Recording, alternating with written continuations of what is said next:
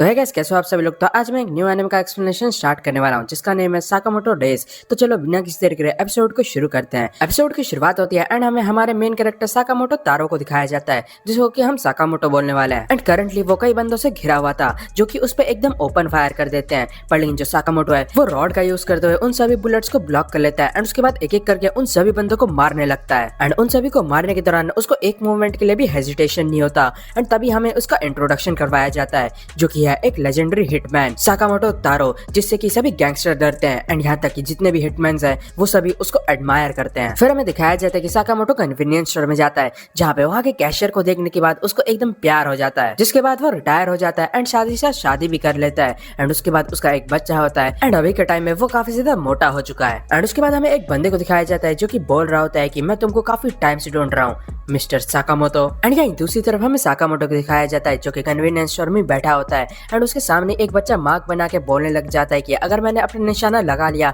तब मेरे को फ्री में जूस मिलेगा। पर लेकिन इस पे साकामोटो कुछ भी नहीं बोलता। पर लेकिन उसकी जो वाइफ है वो बोलने लग जाती है कि ये बच्चा तो काफी ज्यादा ही आने लगा है अभी के टाइम में। यहीं दूसरी तरफ वो बच्चा अपना निशाना भी मिस कर देता है एंड जैसे ही वो उस तीर को उठाने वाला था उसके बैग से एकदम इंक की जो बोतल है वो गिर जाती है एंड उसके सामने एक बंदा था जिसका व्हाइट पैंट पूरा खराब हो चुका था, जो देख के उस बंदे का दिमाग खराब हो जाता है एंड वो उस बच्चे को कॉलर पकड़ के उठा लेता है। दूसरी तरफ जो साकामोटो की वाइफ है वो एकदम चिंता करने लग जाती है एंड उसकी वाइफ का नाम आओई है। दूसरी तरफ वो बच्चा उस बंदे की पैंट को और भी गंदा कर देता है गलती से, जिसके कारण वो बंदा एकदम से उस बच्चे को मारने वाला था। पर लेकिन तभी एकदम से साकामोटो उसका हाथ पकड़ लेता है एंड एकदम से उसके गले पे अपना पेन घुसेड़ देता है। पर तभी हमें दिखाया जाता है कि वो बस ये चीज इमेजिन कर रहा था एंड दूसरी तरफ वो जो बंदा है वो एकदम चुपचाप वहां से निकल जाता है। एंड तभी उन सभी के पीछे वो मिस्टीरियस बंदा आ जाता है जो कि बोलने लग जाता है कि बॉल पेन उस जॉलाइन में घुसेड़ देना काफी बढ़िया मूव था। एंड फिर वो साकामोटो को हेलो बोलता है क्योंकि वो लोग काफी टाइम बाद मिल रहे हैं एंड हमें उसका नाम पता चलता है जो कि है शिन एंड वो भी एक हिटमैन है एंड इसकी पावर है साइकिक। एंड तभी एकदम से साकामोटो शिन के मुंह पे मार के उसको मार डालता है।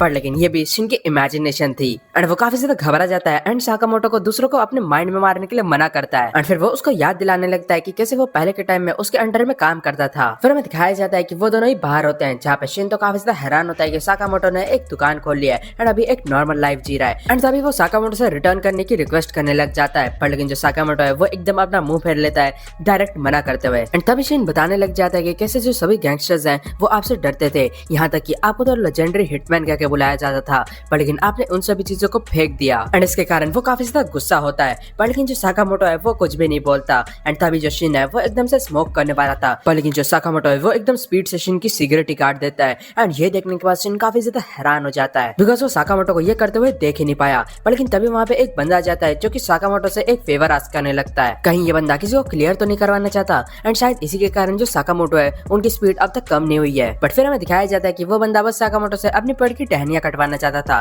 क्योंकि वो उसको कर नहीं पा रहा था। एंड जो साकामोटो है वो उस काम को काफी बढ़िया तरीके से कर देता है। एंड बस यही नहीं, साकामोटो एक छोटी बच्ची को हरी सब्जियां भी खिला दे रहा था बिकॉज उसकी मम्मी उसको खिला नहीं पा रही थी। एंड जब पार्क में दो बच्चे बॉल के लिए लड़ रहे थे तब साकामोटो उस बॉल के दो हिस्से करके बांट देता है उनको। एंड ऑफ कोर्स ये सब देखने के बाद शिन काफी ज्यादा गुस्सा हो चुका था क्योंकि साकामोटो एक हिटमैन की जगह एक हैंडीमैन बन चुका है टाउन का। एंड वहां से जाने से पहले वो साकामोटो को बता देता है कि वो कितना ज्यादा अभी के टाइम में बेकार लग रहा है, पर लेकिन वो वापस जरूर आएगा। जाता है कि जैसे ही वो कार में पहुंचता है वो सोचने लगता है कि वो 5 साल बाद उनसे मिल रहा है। एंड इस दौरान उन्होंने काफी ज्यादा वेट गेन कर लिया, पर लेकिन स्टिल उनका जो ऑरा है वो अब तक खोया नहीं है। एंड उसकी हरकतें देख के ऐसा लग रहा था कि वो साकामोटो का काफी बड़ा फैन है। पर लेकिन तभी एकदम से उसको अपना बॉस का कॉल आता है जो कि उससे बोलने लग जाता है कि क्या उसने अपना काम किया, जिसपे शिन बोलने लग जाता है कि क्या सही में हमको ये करना होगा बिकॉज साकामोटो काफी ज्यादा फैट हो चुका है जिस वजह से वो हमको कोई भी इशू नहीं करेगा। एंड तभी उसके बॉस बताने लग जाता है कि अगर हमारे गैंग से कोई भी बंदा डिसअपियर होता है तब उसको पूरे अर्थ से डिसअपियर होना होगा। एंड साकामोटो ने ये रूल तोड़ा है जिस वजह से उसको मरना ही होगा। एंड तभी वो शिन को धमकी देने लग जाता है कि अगर वो अपना काम नहीं करेगा तब वो दूसरे बंदों को भेजेगा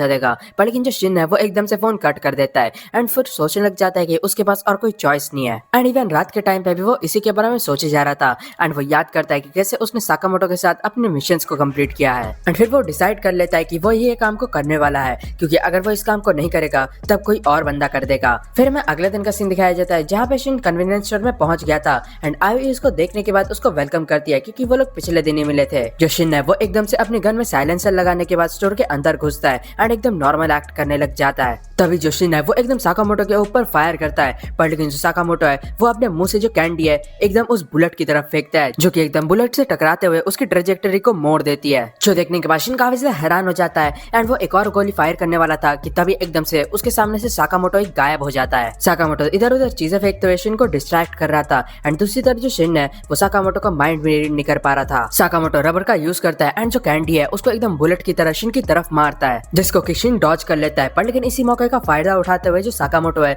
वो एकदम शिन के पीछे पहुंच जाता है एंड उसको एक लात मारता है, जिस वजह से जो पूरा सेल्फ है वो भी टूट जाता है। एंड दूसरी तरफ जो शिन है वो इस दौरान यही सोचने लगता है कि कैसे इसी के साथ उसका अंत यहीं पे होगा। तभी शिन शिफ्ट होता है एंड हमें दिखाया जाता है कि जो शिन है उसकी आंख खुलती है एंड उसके सामने हीना होती है, जो कि साकामोटो की डॉटर है। शिन काफी ज्यादा हैरान हो जाता है क्योंकि उसको साकामोटो की फैमिली की तरफ से डिनर का भी इनवाइट मिल जाता है। उसको समझ नहीं आ रहा था कि आखिर यहाँ पे हो क्या रहा है एंड वो सोचने लगता है कि जो खाना है उसमें शायद से पॉइजन होगा, पर लेकिन क्योंकि उसको पॉइजन से ज्यादा कुछ फर्क नहीं पड़ता इस वजह से वो उस खाने को खा लेता है। पर लेकिन उसी मोमेंट में वो काफी ज्यादा हैरान हो जाता है एंड एकदम रोना शुरू कर देता है क्योंकि उसको वो खाना काफी ज्यादा पसंद आता है। जो देख के आओयान हाना बताने लग जाती है कि कैसे जो फादर का रिएक्शन है वो भी ऐसा ही होता है। दूसरी तरफ से सोचने लग जाता है कि आखिर ये किस टाइप की फीलिंग है, कहीं जो साकामोटो है वो इन सब टाइप की जो छोटी छोटी मूवमेंट्स है इनको तो प्रोटेक्ट नहीं कर रहे एंड शायद इसी कारण से उन्होंने क्विट भी किया। फिर हमें दिखाया जाता है कि वो दोनों ही बाहर होते हैं, जहाँ पे शिन डिनर के लिए शुक्रिया बोलता है एंड जाने वाला होता है। पर लेकिन तभी जो साकामोटो है वो उसको एक पेपर दिखाता है जहाँ पे वापस आने के लिए लिखा होता है